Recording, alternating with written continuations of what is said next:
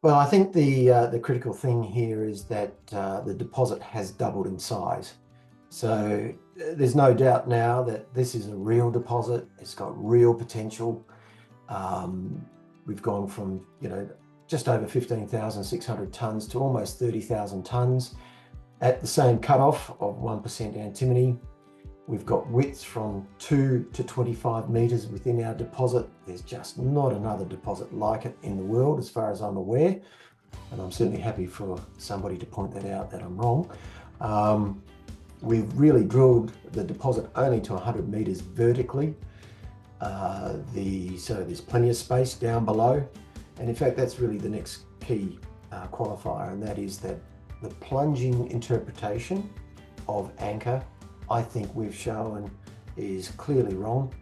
The mineralisation may plunge, but at the moment we see a number of steeply dipping lodes, and these lodes are very high grade, and that's obviously where we're going to focus our efforts going forward.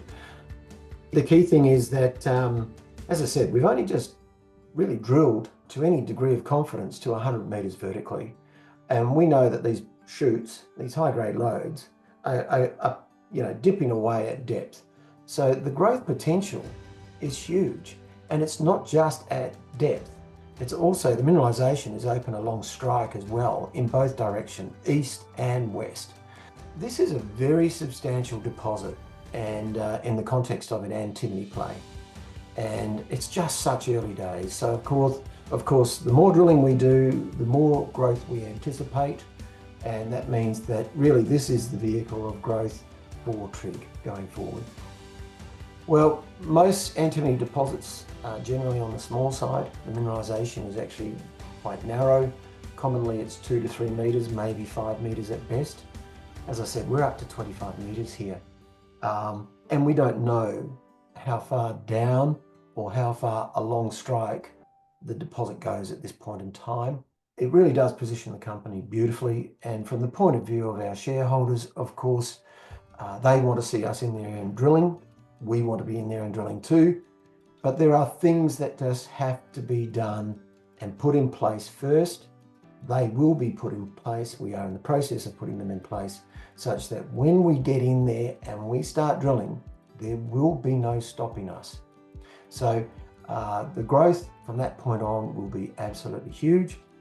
In the meantime, we're doing whatever we can to really target the drilling work that we're going to do. So we're looking at using a geophysical program to build 100,000 tonne antimony resource base out of this project.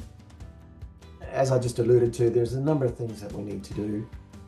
We're working closely with the New South Wales government to make sure that we have everything in place with them, that they know what we're doing. Then we, of course, need to connect in with the community, start building our community engagement, doing our environmental work, setting those baselines, and then we'll start with the geophysics.